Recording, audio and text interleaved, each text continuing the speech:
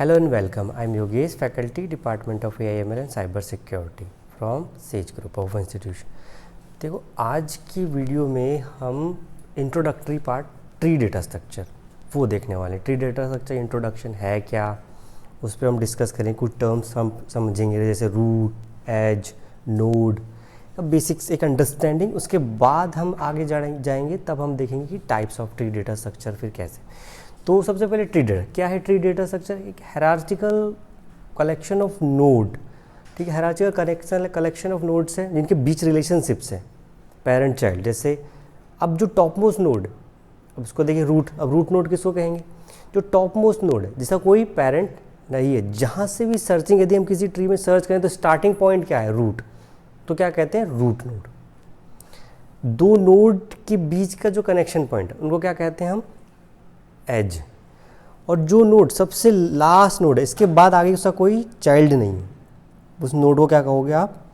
Leaf node. तो ये terminology है ट्री डेटा स्ट्रक्चर जब हम पढ़ते हैं, रूट, एज और लीफ नोड। और फंडामेंटल क्या है इसका ट्री का?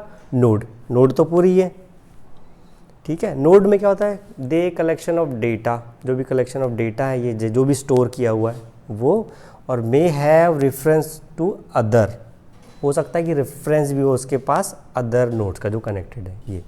ये चीज़ कंसिस्ट करती है नोड। तो हमने अभी क्या देखा? रूट किसे कहेंगे?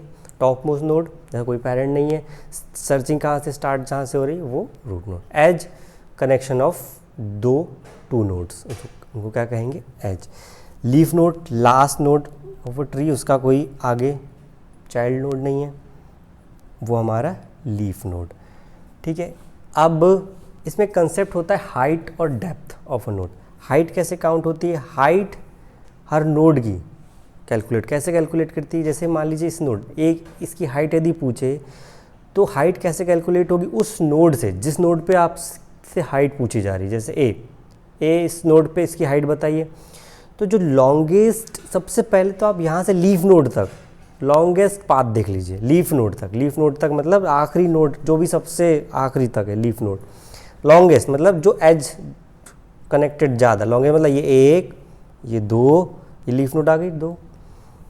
तो इसको काउंट कर लीजिए, number of edges till leaf node, longest जो भी सबसे लॉन्गेस्ट है वहाँ तक। तो आप जैसे इसको काउंट कर लीजिए एजेस को, नंबर ऑफ एजेस। जैसे एक लीफ नोड सबसे लॉन्गेस्ट पाथ कौन सा? वो ये है, एक ये भी एक वही बात है, तो डी लीफ नोड हो गया। तो एज काउंट कर लिए 1 और 2। इस नोड पे हाइट हो गई लेफ्ट सब ट्री की 2, ठीक है। इस नोड पे क्या होगी हाइट? आप लीफ नोड देख लीजिए, इस नोड से लीफ नोड यही है 1, 1। तो ये आपका हाइट ऐसे कैलकुलेट होती है। अब एक दूसरा डेप्थ। डेप्थ होती है जिस नोड पे आपसे डेप्थ पूछी जा रही है, वहाँ उस पे आप रूट नोड से वहाँ तक आने में जितनी एजेस काउंट हो रही है। जैसे इस डी पे बोला डेप्थ कितनी है डी की, तो रूट नोड देख लीजिए क्या है? ए से वहाँ तक आने में कितनी एज? एक और 2। तो ये आपकी हो गई डेप्थ, ठीक है। तो अभी हमने क्या देखा? ट्री हायरार्चिकल डेटा स्ट्रक्चर है, क्या कंसिस्ट करता है? नोड, जो कि नोड कंसिस्ट होता है जिनके बीच में पेरेंट और चाइल्ड रिलेशनशिप्स होती है। मैंने एक जनरल डेफिनेशन आपको बता दी, ठीक है। अब इसमें क्या क्या टर्म्स हमने देखे? रूट किसे कहते हैं, एज किसे कहते हैं, लीफ नोड किसे कहते हैं, और हाइट और डेप्थ, ये हमने देखा हाइट और डेप्थ क्या होती है। अब लेवल, रूट नोड हमेशा लेवल 0, ये लेवल भी होता है इस ट्री का, ये लेवल 0 लेवल, उसके बाद रूट नोड से चालू होता है लेवल 0, लेवल 1। इस लेवल पे जो नोड है ये लेवल 2, ये आपका इस टाइप से लेवल निकल के आते हैं।